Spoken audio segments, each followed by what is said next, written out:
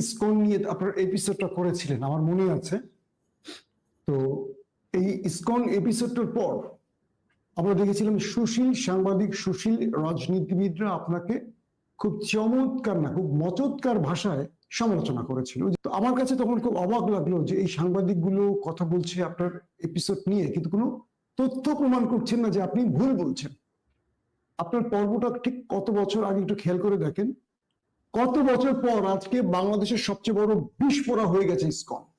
এখন আপনি আজকে আসিফ নজরুলকে নিয়ে যে কথাগুলো বললেন, এখানেও মানুষের মধ্যে বিভ্রান্তি তৈরি হয়েছে। ফখরুলকে নিয়ে যে কথাগুলো বললেন, একটা গ্রুপের মধ্যে বিভ্রান্তি তৈরি হচ্ছে যে ইলিয়াসকে সঠিক বলছে না ব্যাঠিক বলছে। আমার মনে হয় কি জানেন, একদিন হয়তো এর উত্তরগুলো জনগণ জানবে, তখন আর দেশটা বাংলাদেশ থাকবে না, হয়তোবা সেটা হায়দ্রাবাদ হয়ে যাবে। এই ব্যাপারে আপনার একটু মূল্যায়ন চাই, আপনার বক্তব্যটা চাই। মির্জা ফখরুলের ইসকন নিয়ে তার এই অ্যাডভোকেট সাইফুল ইসলাম আলিফ মারা যাওয়ার শহীদ হওয়ার পরে ওনার বক্তব্যটাকে আমি শোনার জন্য খুব আগ্রহ করছিলাম এবং খুঁজে খুঁজে পরের দিন আমি সেই বক্তব্যটা দেখলাম। উনি সেই বক্তব্য মধ্যে বলছেন যে ইসকনকে আপনার উস্কানি দেওয়ার জন্য একটা গ্রুপ উঠে পড়ে লেগেছে।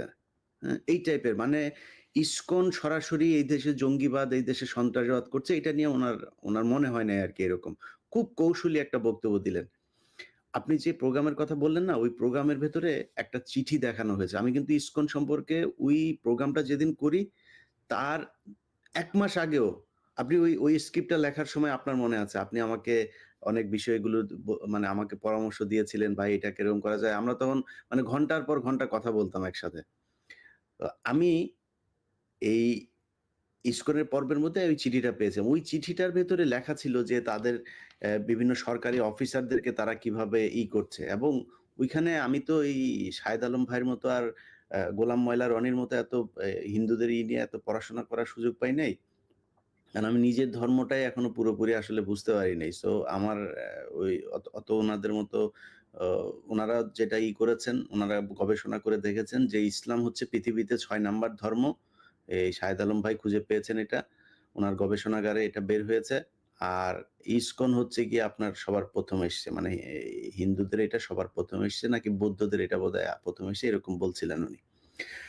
তো আমার কাছে মনে হয়েছে ইসলাম ফ্রম দ্য বিগিনিং এটা কোনো জায়গা থেকে শুরু হয় নাই। হ্যাঁ?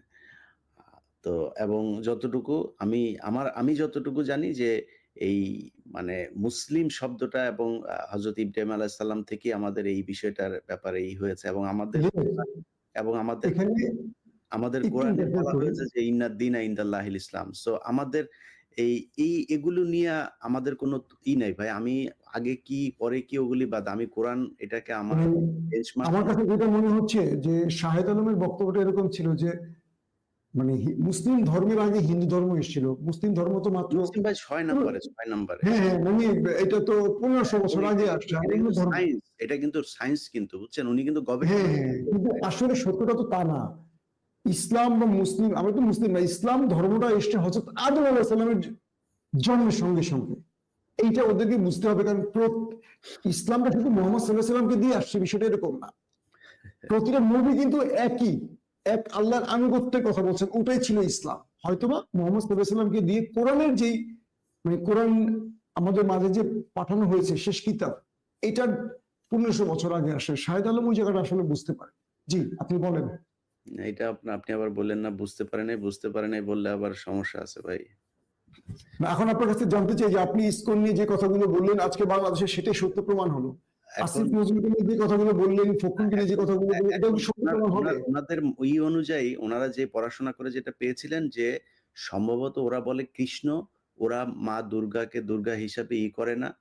তারপরে ওই হরে কৃষ্ণ কৃষ্ণ কি কি থাকতে হইতো, ওই চিঠির উপরে কি কি ছিল ওইটা নিয়ে ওনাদের এটা হচ্ছে না, ওরা তো হিন্দু না। তো আজকে দেখা গেছে যে যাহাই হিন্দু তাহাই ইসকন, যাহাই ইসকন তাহাই আওয়ামী লীগ, যাহাই আওয়ামী লীগ তাহাই ইন্ডিয়া, যাহা ইন্ডিয়া তাহাই শেখ মুজিব। পয়দা তো ওইখানেই হুয়া। মানে শেখ মুজিবের পয়দা তো আসলে বাংলাদেশ না, ও তো মুসলমানের ঘরে জন্ম নেয় নাই, ওর পয়দা তো হিন্দু। এটা তো মানে ইয়ারকি মারার বিষয় না, তো ফান করার বিষয় না। শেখ মুজিবের পাপ তো মানে মানে অনন্যা টনন্যা এগুলো কারা, এগুলি তো জানে। চণ্ডীদাস কে, দেবদাস কে, এগুলি তো আমরা জানি। তো এগুলো নিয়ে যদি নাকি ধরেন জিয়াউর রহমানের ব্যাপারে এরকম যদি থাকতো, তাইলে এইটারে মোটামুটি জাতিসংঘ থেকে আপনার এটার সার্টিফিকেট নিয়ে আসতো যে ইয়েস, এরকম শেখ মুজিবের মার এই যে আপনার বিয়েরই আগে ৩ মাসের যে গর্ভবতী হয়ে গিয়েছিলেন, এগুলো যে সত্যি এটার ব্যাপারে জাতিসংঘ মহাসচিবের বিবৃতি-টিবৃতি নিয়ে এসে আওয়ামী লীগ বাংলাদেশে প্রচার করত। বিএনপি তো নোংরা এই এই কথা আমি যদি সারাদিন বলি, ম্যাডামকে যদি বলি যে, "ম্যাডাম খালেদা জিয়া আপনি এই কথাটা আপনার মুখ দিয়ে একটু বলেন।"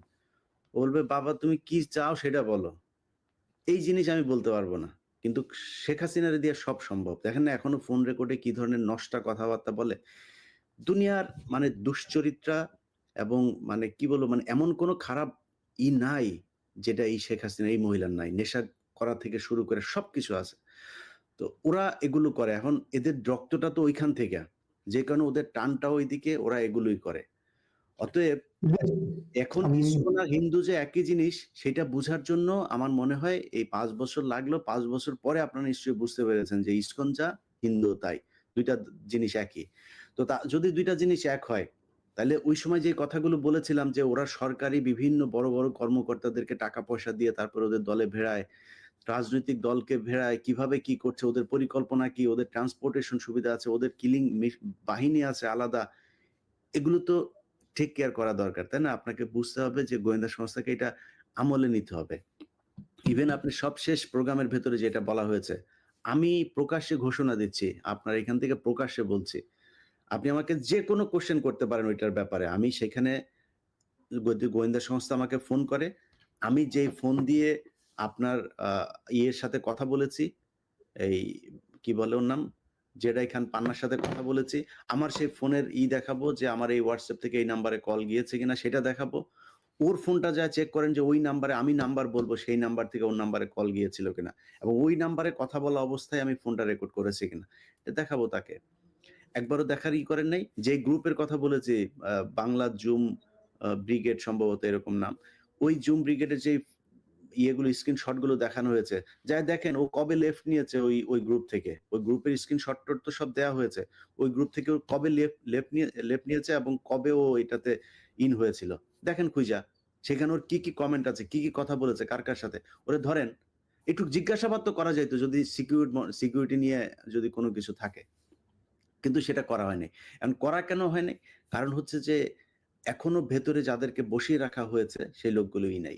আর আসিফ নজরুল নিয়ে ভাই যেটা আপনি আমাকে বললেন, আসিফ নজরুলের ব্যাপারে আপনাকে বুঝতে হইলে একটু ভিতরে যাইতে হবে আর ১ টা সপ্তাহ ওয়েট করতে হবে। আসিফ নজরুল আসলে কে সেটা আপনাদেরকে জানতে হবে। দেশবাসীকে জানলে সেই দিন আপনারা বুঝতে পারবেন যে আসলে আসিফ নজরুলকে দিয়ে এসব সম্ভব কিনা। আর আরেকটা বিষয় সেটা হচ্ছে যে যেহেতু আমার চ্যানেলে এই কথাগুলো এটা নিয়ে খুব বেশি করার টাইম পাইনি। আমি আরেকটা নিয়ে খুবই ব্যস্ত আছি। সেটা হলো আপনার যাদেরকে নিয়ে কথা হচ্ছে তারা তো সমন্বয়ক, তাই না? তারা তো তার এই সরকারে আছে, সমন্বয়করা বাইরে আছে। সমন্বয়কদের কাছে যায়া জিজ্ঞেস করেন, সমন্বয়কদেরকে যা করেন, নাহিদ, আসিফ এরা বলুক যে আসিফ নজরুল প্রধান উপদেষ্টা হইতে চায় নাই। এটা নিয়ে কোনো কথা ঐদিন সকালে হয় নাই। যদি এটা বলে তারপরের দিন আমি বলব যে ওকে ঠিক আছে তাইলে বোধহয় আমাকে যারা তথ্য দিয়েছে কারণ আমি যে প্রোগ্রামটা করেছি এই প্রোগ্রামটা তো ভাই আমি তো সেনাবাহিনীতে চাকরি করি না। আমি সেনাবাহিনীতে ট্রেনিংও করিনি। সো সেখানে এরকম কিছু জিনিস দেখানো হয়েছে যে জিনিসগুলো সেনাবাহিনী না দিলে তো এটা সম্ভব না। আপনি সেনাবাহিনীর এই যে ওরা যে ট্রুপ যে করেছিল, কোন জায়গায় ওদের চেকপোস্ট, কোন বাহিনীর ব্রিগেডের চেকপোস্ট কোথায় দেওয়া হয়েছে এগুলো সব ম্যাপ সহ এখানে দেখানো হয়েছে। তো এটা কিভাবে সম্ভব? নিশ্চয়ই সেনাবাহিনী সহায়তা করেছে এখানে। সো সেনাবাহিনী যদি নাকি আমাকে এটা দিয়ে থাকে তাহলে আমাকে ভুল দিতে পারে। তাহলে ভুল যদি দিতে পারে দেয় তাহলে সেটার জন্য আমি কার কাছে আমি এটা জাস্টিফাই করব? জাস্টিফাই করতে গেলে আমাকে কোনো না কোনো একটা থার্ড পার্টি আমি যা বলছি সেটাও সত্য না, আসিফ নজরুল যা বলবে সেটাও সত্য। থার্ড পার্টি কে হইতে পারে সেটা? তাহলে ছাত্ররা হইতে পারে। ছাত্রদেরকে বলেন পোস্ট করে যে সাংবাদিক ইলিয়াস যা বলেছে এগুলি সব মিথ্যা কথা। ঐদিন আসিফ নজরুল প্রধান উপদেষ্টা হইতে চায় নাই এবং ডক্টর মোহাম্মদ ইউনূসকে নিয়ে যে প্রধান উপদেষ্টা হওয়ার বিষয়ে যেই কনফিউশন তৈরি হয়েছিল নিজেদের মধ্যে সেটাও হয় নাই। এরকম কোনো ঘটনাই ঘটে নাই। তাহলে আমি বুঝবো যে ওকে ঠিক আছে তাইলে বোধহয় কারণ আমি নাহিদ, আসিফ, সা সা আপনার হাসনাত, সার্জিস এদেরকে আমি বিশ্বাস করি। সো ওরা বলুক, ওরা যদি বলে না ইলিয়াস ভাই এটা ঠিক না। ইভেন আমারে পার্সোনালি ফোন করে বলুক ইলিয়াস ভাই আমি এটা আপনি যা বলেছেন এটা আসলে সত্যি না। ইভেন যে সমন্বয়কদের ভেতরে একজন এই পর্যন্ত কথা বলেছে